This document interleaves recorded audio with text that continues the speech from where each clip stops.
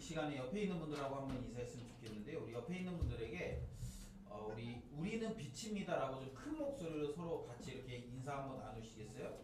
우리는 빛입니다. 우리는 빛입니다. 네, 우리는 빛입니다. 예. 그 빛에 합당하게 우리가 살아내면 참 좋겠습니다.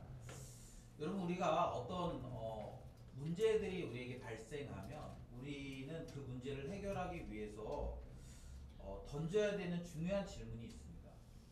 여러분, 어떤 문제가 발생했을 때 여러분은 어떤 질문을 던지시나요? 예? 어떤 문제가 발생했어요. 내가 해결해야 되는 중요한 문제가 발생했습니다. 그러면 여러분은 그 문제를 해결하기 위해서 어떤 질문을 던지세요?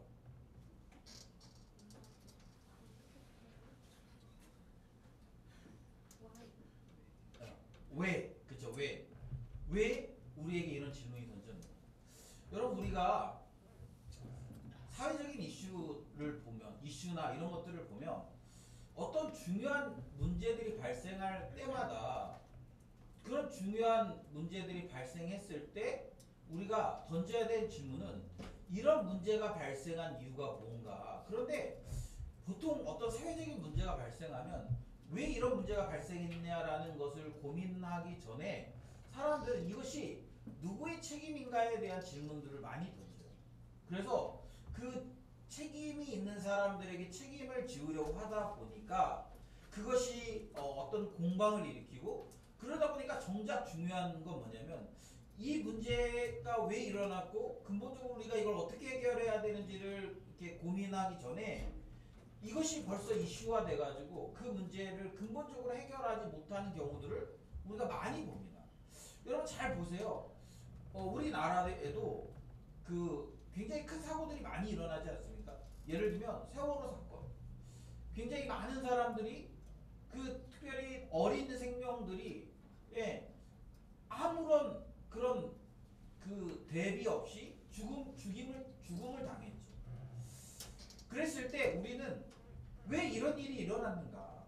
그리고 이런 일이 또다시 일어나지 않도록 하기 위해서는 우리는 어떤 대책들을 마련해야 되는가에 대한 질문을 던질 필요가 있겠죠. 그런데 그런 질문을 던졌어야 되는데 그 질문을 던지기도 전에 이 책임 공방을 벌이다 어떻게 돼요? 지금도 여전히 그것에 대한 대안들이 명확하지 않다라는 거예요. 그러니까 사회적으로 계속적으로 그런 비슷한 대형 사건들이, 대형 인명사고들이 많이 일어납니다. 어떨 때는 너무 어처구니 없는 그런 사고들을 우리가 경험해요.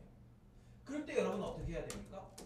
왜 이런 일이 일어났는지, 그리고 이런 일이 일어난 이유가 뭔지를 명확히 알고 그것을 우리가 어떻게 대비해야 할까에 대해서 고민해야 되지 않겠습니까? 지금 이스라엘 가운데, 오늘 본문의 이스라엘 가운데 큰 중요한 이슈가 발생했습니다. 그것은 뭐냐면 블레셋이 이스라엘에게 도전했어요. 1절에 보면 이스라엘은 나가서 블레셋 사람들과 싸우려고 에베네셀 곁에 진을 쳤다 이렇게 얘기합니다. 그리고 블레셋 사람들은 아벡에 진을 쳤다 이렇게 얘기합니다.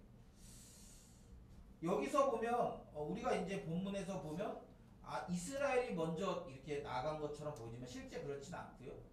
블레셋 사람들이 먼저 진을 쳤습니다. 그래서 이제 이스라엘과 블레셋이 싸웠습니다. 그런데 누가 이겼어요? 첫 번째 전쟁에서 이스라엘이 졌어요. 이스라엘이 졌어요. 네. 이스라엘이 왜 졌는데 오늘 본문에 보면 4,000명 가량이 죽임을 당합니다. 그래서 3절에 보면 백성들이 진영으로 돌아왔어요. 그리고 이스라엘 장로들에게 여호와께서 어찌하여 우리에게 오늘 블레셋 사람들 앞에서 패하게 하셨는고? 라는 질문을 던졌습니다. 여러분, 제가 볼 때 이 질문은 굉장히 좋고 중요한 질문이에요. 이들에게 어떤 인식이 있습니까? 블레셋과의 전쟁에서 패한 것은 하나님의 의도가 있다라는 그런 하나님의 의도가 있음을 이들은 전제하고 있습니다. 그러니까 야, 우리가 나가서 왜 전쟁에서 졌냐 이렇게 얘기하지 않아요. 뭐라고 얘기합니까? 여호와 하나님께서 왜 우리로 하여금 블레셋 앞에서 패하게 하셨는고? 라는 아주 좋은 질문을 던졌습니다. 그러면 이들은 이 질문에 대해서 심사숙고해 봐야 되지 않겠습니까? 여러분 우리가 시험을 볼 때 이 시험의 질문의 의도를 잘 파악하는 것이 굉장히 중요하잖아요.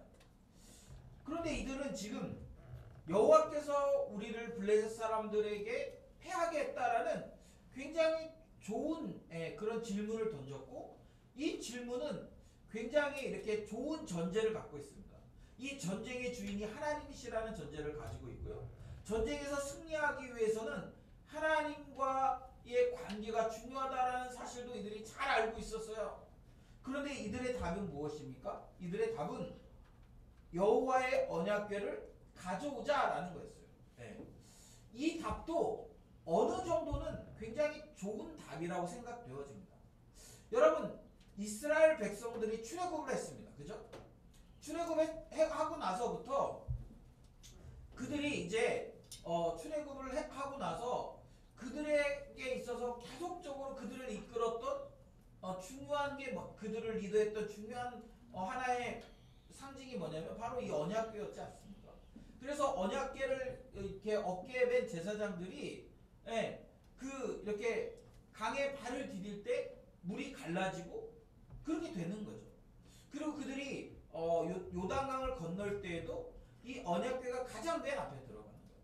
그리고 이스라엘 백성들이 전쟁을 할 때 가나안 정복 전쟁을 할 때도 이 언약궤가 그들을 인도하고 이 전쟁을 승리하게 하는 중요한 역할을 했던 거예요.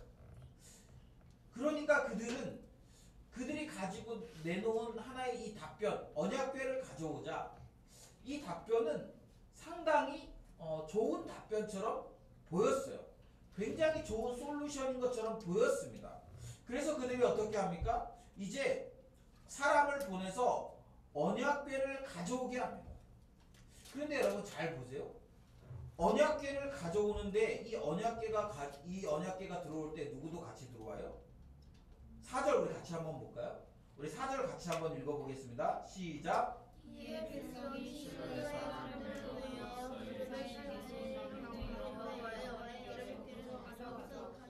엘리의 두 아들 홈리와 비느하스는 하나님의 언약궤와 함께 거기에 있었더라.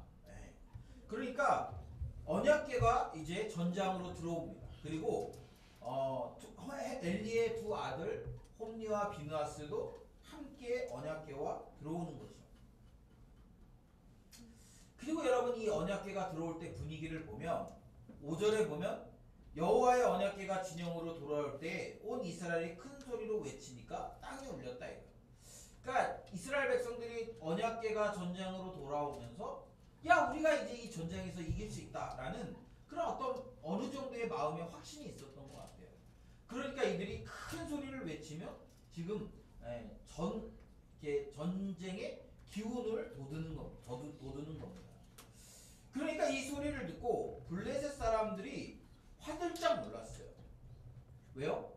아니 전날 졌잖아요. 전쟁에서 졌잖아요. 여러분 전쟁에서 진 사람들은 의기소침할 수밖에 없지 않겠습니까? 그런데 의기소침해야 되는데 지금 블레셋 사람들이 봤을 때 이스라엘 백성들은 전쟁에 진, 그래서 전날 많은 사람들이 죽은 그런 그 분위기가 아니라는 거예요. 제가 이렇게 최근에 이제 한 3주 정도 저희 그 막내를 데리고 지금 야구 경기를 보러 가거든요. 저희 애가 이제 그 야구 경기를 이렇게 좀 계속 하는데 첫날 이제 그 야구 그날 이제 대회에 나갔었는데 몇 대 몇으로 졌는지 알지도 못할 만큼 개박살이 났어요. 진짜. 제가 봤을 때 진짜 막 코가 납작하게 졌어요. 그러니까 그날 진날 제가 막 이렇게 좀 뭐라고 했거든요. 그러니까 잘 못한 게 아니라 그 이제 지는 과정과 그 지면서 이 태도들이 너무 이렇게 어린 아이들이 이렇게 볼썽사나웠어요. 제가 볼 때. 그래서 제가 이제 뭐 거기 있는 애들한테 다 얘기할 수는 없으니까 이제 저희 애한테만 니네 팀 너무 예의도 없고 좀 점수 격차 크게 난다고 막 포기하고 이래가지고 제가 뭐라고 했거든요. 그러니까 그날은 졌잖아. 그러니까 코가 이렇게 납작해지니까 아무 말도 안 하고 그냥 고개를 푹 숙이고 그냥 아빠 말이 맞대는 거예요. 그리고 왔어. 그 두 번째 경기는 뭐 이겼어요. 아무튼 잘 이겼습니다. 그런데 이기긴 했는데 저희 아들이 그렇게 활약을 그렇게 막 조금 하긴 했는데 그렇게 잘하진 않았어요. 막 그날은. 그러니까 뭐랄까 그 타석에 들어서서는 뭐 삼진 아웃을 당했고 그런데 이제 수비에서 좀 잘했어요. 수비에서 좀 잘해서 그날은 이제 조금 그랬어요. 그런데 이제 어제 경기에 나갔는데 어제 6타수 5안타를 쳤어요. 홈런도 치고, 예. 막 그리고 3루타도 치고 막 2루타도 막 치고 막 이래가지고 어제 막 경기에서 아주 이렇게 잘했어요. 그러더니 저하고 이제 같이 차를 타고 오는데 한 40분 왔거든요. 자라고 그랬는데 피곤해서 이제 눈이 졸리니까 자라고 그랬는데 오는 내내 아빠 뭐 나 잘했죠. 뭐 경기를 막 저한테 리뷰를 시킵니다. 그래서 막 이기면 사람이요, 예, 굉장히 이렇게 활발하고 막 그런데 지면 어떻게 되냐면 코가 이렇게 납작해지. 그런데 지금 이스라엘 백성들은 그런 상황이 아니야. 분명히 어제 전쟁에서 졌는데 여호와의 언약궤가 온걸 아직 블레셋 사람들 모르지만 그 어제의 그런 패배의 분위기가 아니죠. 그러니까 이제 알아봤겠죠. 알아보니까 언약궤가 들어왔다. 그러니까 이스라엘의 신이 이 전장으로 들어왔다라는 사실을 그들이 안 거예요. 그리고 이제 어떻게 됩니까? 8절에 보면 그들이 떠는 거예요. 우리에게 화로다. 누가 우리를 이 능한 신들의 손에서 건지리요. 그러면서 이제 그 마음이 위축되는 거죠. 위축되는 거죠. 그리고 그런 위축된 가운데 이제 전쟁에 나갔어요. 그런데 이 전쟁에서 누가 이깁니까? 블레셋이 크게 이기는 거예요. 10절에 보면 이스라엘 보병에 엎드러진 자가 3만 명이었다 이렇게 얘기합니다. 그리고 하나님의 궤도 빼앗겨요. 그리고 그 엘리의 두 아들 홈리와 비느하스도 죽임을 당합니다. 거기서 끝나는 게 아니라 그 소식을 들은 또 누가 죽어요? 엘리도 죽어요. 그리고 비느하스의 아내가 어떻게 됩니까? 아들을 낳고 또 죽임을 당합니다. 여러분, 그러면 오늘 본문을 보면서 우리는 질문을 던질 수 있어요. 그러면 하나님의 언약궤가 힘이 없는 건가? 우리 그런데 5장을 가보면 5장, 여러분 5장, 오늘 5장까지 다루는 거니까 여러분 다음 주에는 5장 안 하셔도 돼요. 6장 하시면 돼요. 5장을 보면 어떻게 되어 있냐면 이제 하나님의 5장 내용이 뭐냐면 하나님의 언약궤와 그리고 이제 다곤신, 블레셋의 신 다곤신이 이제 함께 이렇게 뭐 같은 공간에 있으면서 일어난 사건을 이야기하지 않습니까? 어떻게 돼요? 다곤신의 그 신상이 계속 이렇게 엎드려지는 거예요. 엎드려지고. 그리고 여호와의 언약궤가 가는 곳마다 어떤 일이 일어납니까? 독한 종기가 생겨나는 거죠. 사람들이. 그래가지고 괴롭고 죽임을 당하는 거예요.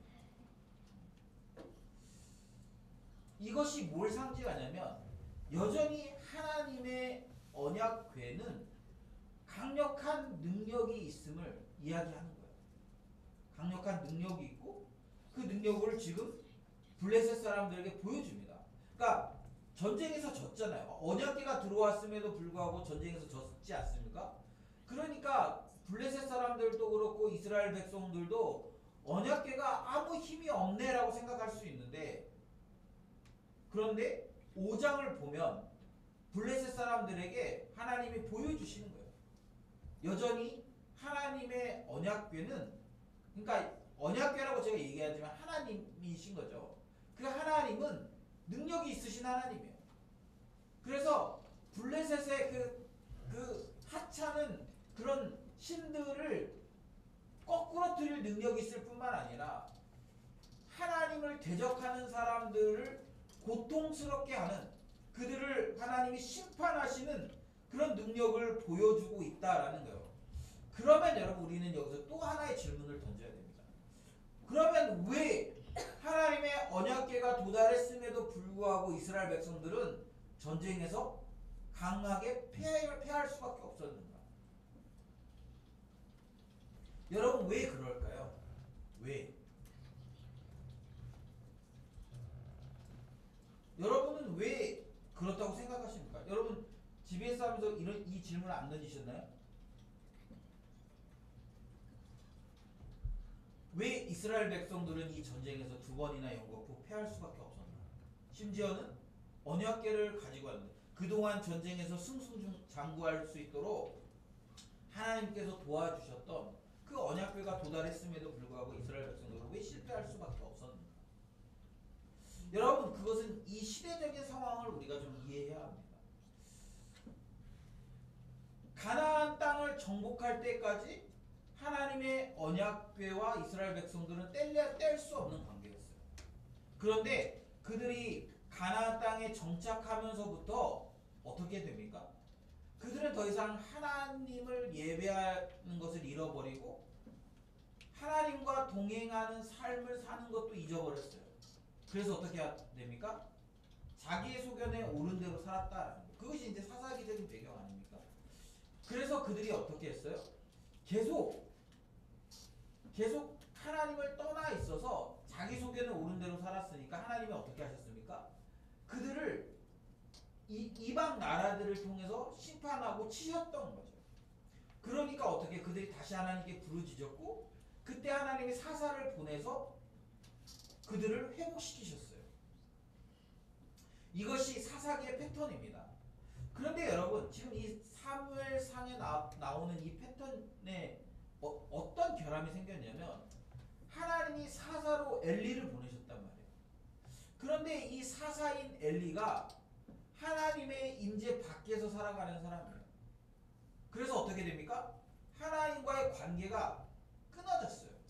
물론 지금 사무엘이라는 사람을 통해서 하나님이 다시 말씀하시기 시작했습니다. 그런데 적어도 40년 이상 하나님이 이스라엘 공동체에게 침묵하셨던 기간이에요. 뭘 말합니까? 이스라엘에 그 40여 년 동안 하나님의 임재와 하나님의 도우심이 없었던 시기예요.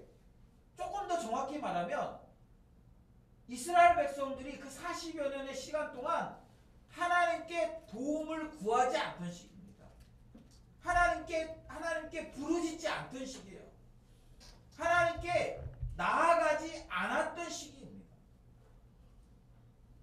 그런데 이들이 하나님의 임재가 없는 가운데서 뭐 하는 거예요? 습관적으로 자기들이 예전에 사용했던 방식을 선택한 거예요.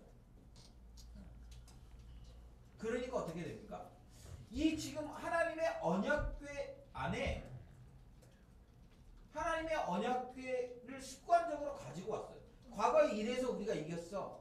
과거에 이래서 우리가 전쟁에서 승리했어. 그런 지식들이 있기 때문에 언약궤를 가지고 오긴 했습니다. 그런데 뭐가 없어요? 그 언약궤를 통해서 이스라엘 백성들을 살리시고 도우시는 하나님이 없는 거예요. 그 하나님의 도우심이 없기 때문에 어떻게 됩니까? 심지어는 언약궤를 가지고 와도 그들이 대패할 수밖에 없는 상황에 이르렀다라는 거예요. 그리고 그 사건을 통해서 어떻게 됩니까? 하나님이 심판하겠다고 말씀하셨던 엘리의 가정이 이제 그 과정을 통해서 심판을 받는 모습들을 보여주는 거죠. 그리고 나서 이제 나중에 보면 사무엘을 통해서 다시 이제 하나님과의 관계가 이스라엘과 하나님과의 관계가 회복되는 것을 우리가 볼 수 있는 것입니다. 사랑하는 여러분, 우리는 오늘 이 말씀을 좀 이렇게 우리 자신에게 잘 빗대어 보아야 합니다. 여러분 우리가 어떤 문제가 있을 때 하나님께 나아가야 된다는 사실을 잘 알고 있잖아요. 그죠? 우리 그리스도인이고 교회 생활 좀 한 사람들은 어떤 문제가 있으면 하나님께 나아가야 돼. 또 뭐 우리가 어떤 어려움이 생겼을 때 또 뭔가 해결해야 될 때 하나님을 의지해야 돼. 이렇게 우리는 많이 듣고 또 그렇게 해야 된다고 생각하면서 살 가능성이 높아요. 그런데 여러분 중요한 건 뭐냐면 하나님께 나아가야 된다라는 말이 하나님을 우리의 문제를 해결하는 도구로 사용해라라는 것이 아니라는 거죠. 그것은 그냥 이렇게 도구로 사용하라는 것이 아니라 관계의 회복을 의미하는 거예요. 하나님께 나아가기 위해서는 하나님이 우리의 삶에 개입하시고 하나님이 우리를 도우시기 위해서는 하나님과 우리의 관계가 좋아야 되는 거지. 그 관계가 단절된 채 도움만을 갈구하고 도움만을 그 결국에는 이용하는 것밖에 안 되는 거 아닙니까? 하나님은 그렇게 우리에게 이용당하기를 원치 않으시는 거예요.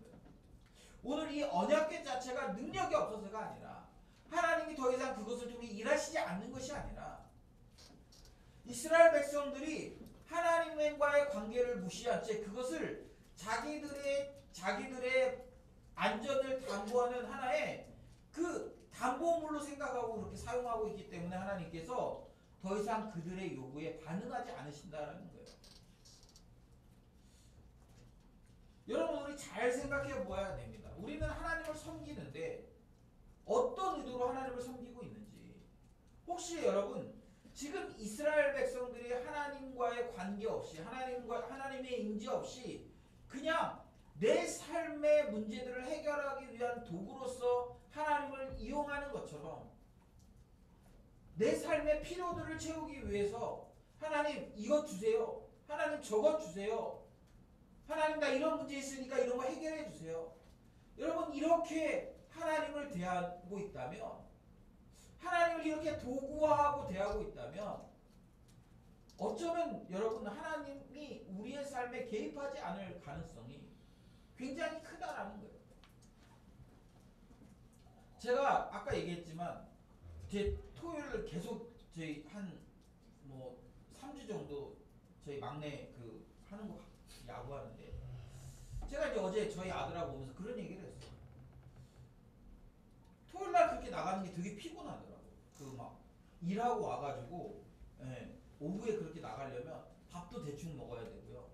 그리고 이제 막 어제는 또 늦게 출발해가지고 막 애가 막 뒤에서 안 달란 거야. 3시까지 도착해야 되는데 내비는 40분 걸린다고 찍히고 근데 막 늦게는 출발했고 그래가지고 막 가는 길에 밟았어. 막 밟았어. 그러면서 제가 이제 오면서 아들한테 이제 얘기했어요. 애한테 이게 아빠 재밌었냐는 거예요. 그래서 재밌었다고. 우리 팀이 이겨서 재밌었니? 아니 나는 그냥 너를 보는 게 재밌었어. 그러면서 제가 얘기했어요. 내가 솔직히 조그만 애들 야구하는 거 보면서 무슨 재미를 느끼겠냐. 네가 거기 나오니까 재밌지. 그래서 첫 번째 경기는 니네가 대패해서 재미없었고 두 번째 경기는 네가 너무 조금 나와서 재미없었는데 어제는 네가 자주 나오고 잘하니까 재밌더라. 제가 그런 얘기를 했거든요. 그래서 재밌었고 그 시간이 피곤하지만 그 시간이 나에게 나름 의미가 있다라고 생각을 한다. 제가 왜 여러분 이 이야기를 하냐면 그렇지 않아요. 여러분 제가 토요일 날 쉬고 싶은 게 더 크지 않겠습니까? 피곤한데. 그런데 아들과의 관계 때문에 거기를 가는 거예요. 피곤함에도 불구하고 거기를 가는 거예요. 뭐 그게 재밌어 나한테.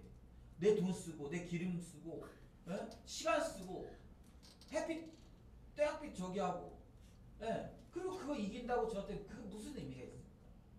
그런데 아들을 생각하기 때문에 아들과의 관계 때문에 가는 거예요. 가서 시간을 보내는 거예요. 그리고 제가 뭐 힘들까봐 뭐 물도 사가지고 가고 뭐 또 사가지고 가고 하면서 먹이고 입히고 하면서 그 해주는 거예요. 왜? 사랑하는 아들이니까. 관계가 있으니까. 여러분 하나님이 우리의 삶에 개입하시는 것은 사랑하는 자녀이기 때문에 개입하시는 거예요. 그런데 내가 아버지와의 관계에는 관심 없고 맨날 아버지에게 아버지 내 이런 문제 좀 해결해 주세요. 나 돈 좀 주세요. 뭐 아니면 뭐 좀 해주세요. 저 이렇게 뭐 관계가 어려운데 이 관계 좀 해결해 주세요. 아니면 저 뭐 때문에 불편한데 이런 것 좀 해결해 주세요. 맨날 그러니까 한두 번은 괜찮겠지. 아니면 그래 간혹 그러면 괜찮겠지. 간혹이면 괜찮겠지. 그런데 아버지와의 관계는 아무런 관심이 없고 매일 그것에만 관심이 있어서 아버지를 도구로 사용해. 물론 좋은 부모들은요 나를 도구로 사용한다고 할지라도 자식이기 때문에 희생하고 그들에게 주려고 하는 가능성들이 많이 있어요. 그런데 여러분 그렇게 준다고 해서 자녀들에게 그렇게 준다고 해서 그게 건강하고 좋은 겁니까? 그렇지 않죠. 때로는 그런 부모를 도구로 사용하는 자녀들에게 그렇게 하지 못하도록 가르치고 훈계하고 그럴 필요들이 있다라는 거예요.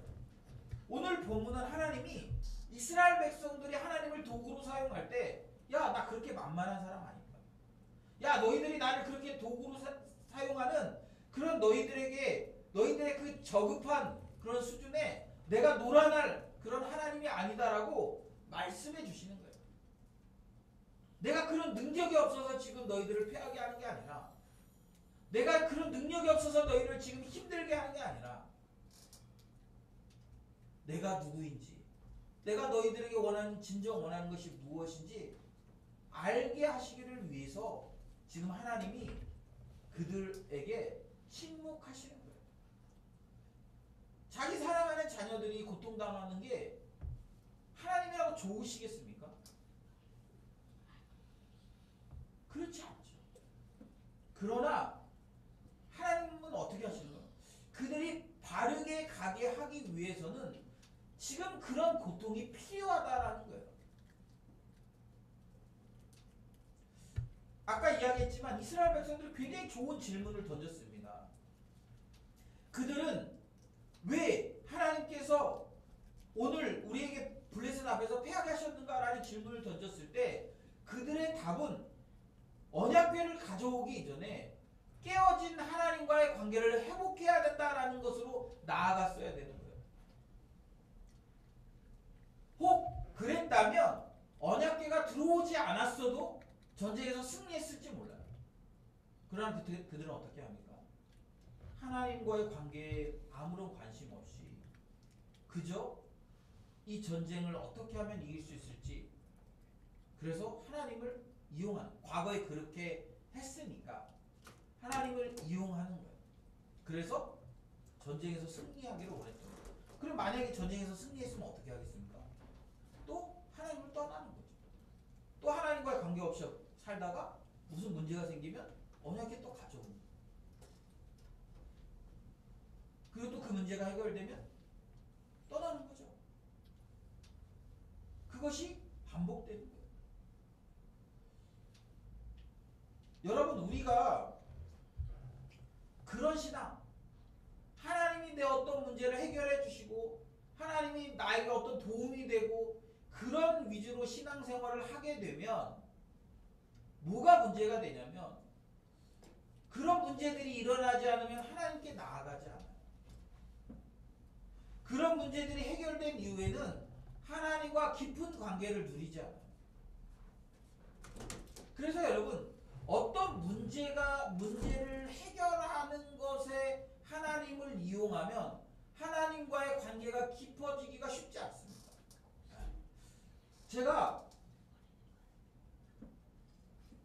제 후배가 한 명 있어요. 지금 법무사 사무실에서 일하는 후배가 있는데 제가 이제 가끔 이렇게 전화를 하면서도 되게 미안해요. 어떤 그런 법적인 일이 있을 때 물어볼 때마다 제가 이렇게 궁금할 때마다 이제 그 친구가 거기서 일을 하고 잘 아니까 그래서 그 친구한테 전화를 해요. 그래서 전화할 때마다 제가 맨 처음에 하는 얘기가 뭐냐면 야 이런 일이 있을 때마다 너한테 전화해서 내가 참 미안하다. 근데 그 문제가 생길 때마다 그런 비슷한 문제가 생길 때마다 제일 먼저 전화해요. 그 친구한테.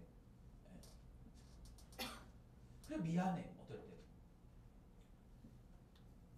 평소에도 좀 연락을 좀 잘하면 좋은데 제가 뭐 그렇게 평소에 잘 연락하는 스타일이 못 돼가지고 네. 가끔 이제 1년에 한두 번 이렇게 차 한잔 마시는 정도거든요 지금은. 그래서 어떨 때 되게 미워요. 네. 여러분 어쩌면 우리와 하나님과의 관계가 그렇게 그렇게 이미 형성되어 있을지도 몰라요. 그래서 네. 어떤 문제가 생길 때만 기도하고 어떤 문제가 생겨야만 하나님을 위해 좀 열심히 하고 어떤 문제가 생겨야만 더 하나님께 집중하고 그리고 그렇지 않으면 네, 안 하는 거죠. 여러분 이게 굉장히 위험한 신앙입니다. 어쩌면 그래서 우리의 삶에 그런 어려움들이 되게 많을지도 몰라요. 왜? 그게 생겨야 하나님을 찾으니까. 하나님이 그렇게라도 나오라고 어쩌면 우리의 삶에 그런 어려움들을 많이 주실지도 몰라요. 여러분 하나님은 우리에게 그걸 원하시냐? 하나님 궁극적으로 우리에게 원하시는 것은 하나님의 임재, 하나님과의 깊은 교제 이것들을 원하시는 거죠. 그런데 지금 이스라엘 백성들은 40년 동안 엘리가 제사장으로 있는 동안 하나님의 음성이 희귀했고 하나님이 이스라엘에게 말씀하시지 않는 그런 상태고 결국에는 하나님의 말씀이 뭘로 나타나요? 40년 만에 심판의 메시지로 나타나요. 여러분 저는 우리가 오늘 이 말씀을 좀 대하면서 나는 하나님과 지금 어떤 관계를 맺어가고 있는지 나는 지금 하나님과 어떤 친밀함을 누리며 살고 있는지 좀 돌아보셨으면 좋겠습니다. 하나님은 나에게 어떤 분이십니까? 내 문제를 해결해 주는 해결사이십니까? 그 해결사라도 항상 내 옆에 있으면서 그것을 해결해 주시는 분이시면 그나마 다행이죠. 그런데 평소에는 하나님이 어디 있는지 관심도 없어. 그러다 어떤 문제가 생길 때만 하나님께 의존해. 여러분 그거는 하나님이 가장 원치 않는 관계라는 거예요. 여러분 우리 오늘 질문을 던져야 합니다. 여호와께서 어찌하여 우리에게 오늘 블레셋 사람들 앞에 패하게 하셨나요? 어째서 오늘 나에게 이런 상황들이 생겼고 어째서 오늘 나는 지금 이 상태에 이르렀습니다. 어째서 나는 오늘 이런 마음으로 살아가고 있는가를 질문하셔야 됩니다. 그리고 그 질문에 바른 답변을 찾아내셔야 돼요. 그럴 때 참된 승리가 있고 그럴 때 하나님의 도우심이 우리 가운데 거하시는 거죠. 이 시간 우리 같이 찬양했으면 좋겠는데요.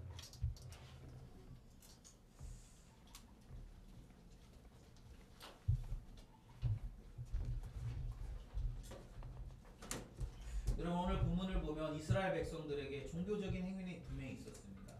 언약궤도 있었어요. 하나님의 임재의 상징인 언약궤도 있었습니다.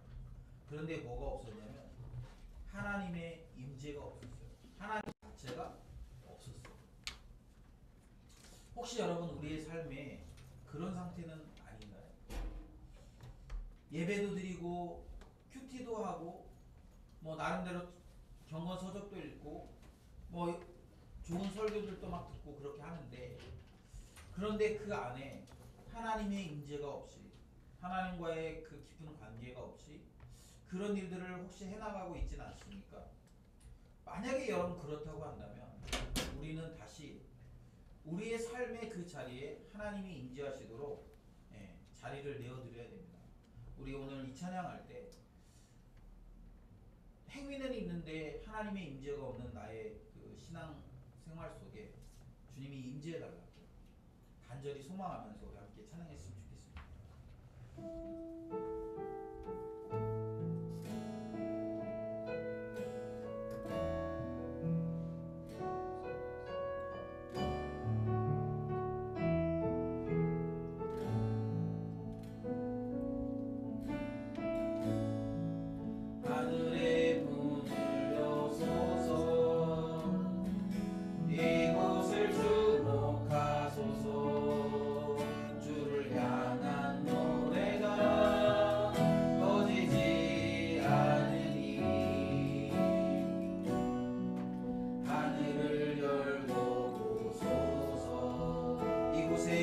임재하소서.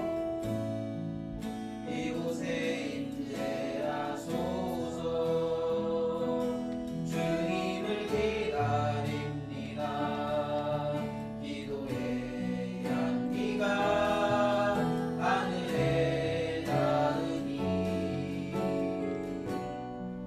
주여 임재하여 주소서.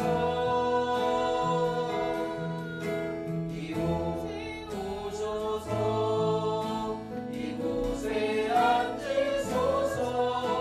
이곳에서 드리는 예배를 받으소서. 주님의 이름만이 오직 주의 이름만 이곳에 있으니. 다시 한번 찬양합시다. 하늘의 문을 여소서. 하늘의 문을 여소서. 이곳을 주목하소서. 주를 향한 노래가 거지지 않으니 하늘을 열고 보소서. 이곳에 임재하소서. 이곳에 임재하소서. 주님을 기다립니다. 기도의 향기가 하늘에 닿으니 주여 임재하여 주소서. 이곳에 오셔서 이곳에 앉으소서. 이곳에서 드리는 예배를 받으소서. 주님의 이름이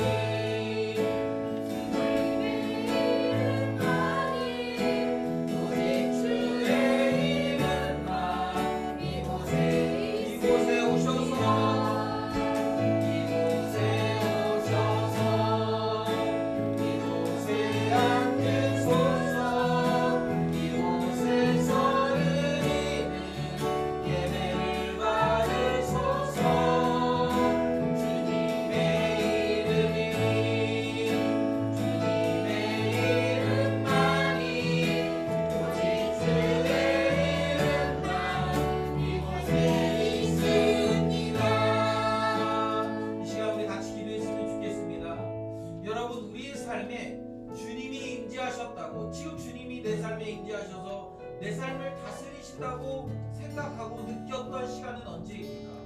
최근에 언제 주님이 내 삶에 지금 임재하셔서 개입하고 계시다고 여러분 느끼고 있습니까? 혹시 오랜 기간 그런 깨달음이 없고 그런 감각이 없다면 어쩌면 엘리가 하나님의 음성을 듣지 못하고 하나님의 음성이 희귀한 그런 시대를 살아가고 있는 것과 같은 시기일 수도 있습니다. 자기의 소견에 오른 대로 살아가고, 그래서 결국엔 하나님이 첫 번째로 말씀하시는, 오랜만에 첫 번째로 말씀하시는 그 말씀이 심판에 관한 말씀이라면 얼마나 불행하고 얼마나 안타까운 일이 되겠습니까?